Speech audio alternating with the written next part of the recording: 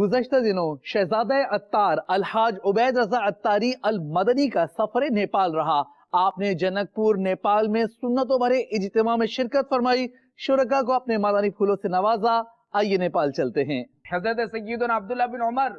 رضی اللہ تعالی عنہ سے روایت ہے کہ حضور پاک صاحب لولاک سیاح افلاک صلی اللہ تعالی علیہ وآلہ وسلم نے میرا کندھا پکڑ کر ارشاد فرمایا، دنیا میں یوں رہو گویا تم مسافر ہو۔ حضرت سیدنا ابن عمر رضی اللہ تعالی عنہ فرمایا کرتے، جب تو شام کرے تو آنے والی صبح کا انتظار مت کر، اور جب صبح کرے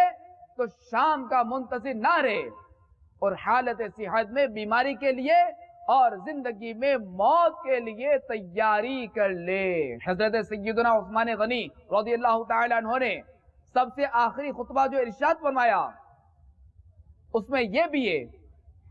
اللہ تعالیٰ نے تمہیں دنیا صرف اس لیے عطا فرمائی کہ تم اس کے ذریعے آخرت کی تیاری کرو، اور اس لیے عطا نہیں فرمائی کہ تم اسی کے ہو کر رہ جاؤ۔ اے عاشقان رسول اور میٹھے میٹھے اسلامی بھائیوں،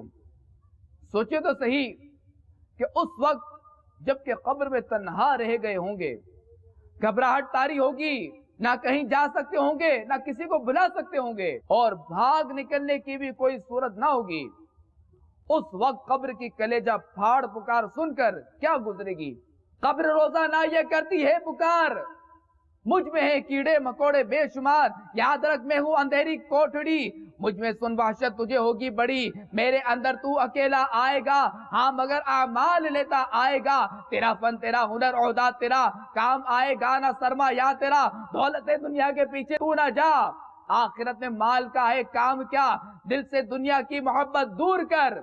دل نبی کے عشق سے معمور کر، لندن اور پیرس کے سپنے چھوڑ دے، بس مدینے ہی سے رشتہ جوڑ لے۔ اللہ عز و جل کے محبوب دانائے غیوب صلی اللہ تعالی علیہ وآلہ وسلم کا فرمان عبرت نشان ہے، قبر یا تو جنت کے باغوں میں سے ایک باغ ہے یا جہنم کے گھڑوں میں سے ایک گھڑا۔ تو میٹھے میٹھے اسلامی بھائیوں، نمازوں اور سنتوں پر عمل کرنے والوں کے لیے قبر میں راحتیں، اور بے نمازیوں اور گناہوں بھرے غیر شرعی فیشن کرنے والوں کے لیے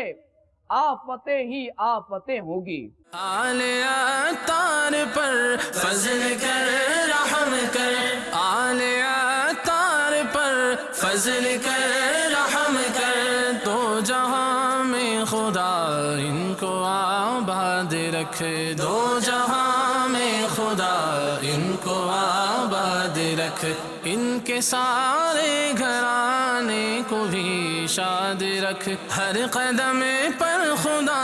ان کی ہمت بڑھا، ہر قدم پر خدا ان کی ہمت بڑھا، ہر قدم پر خدا ان کی ہمت بڑھا،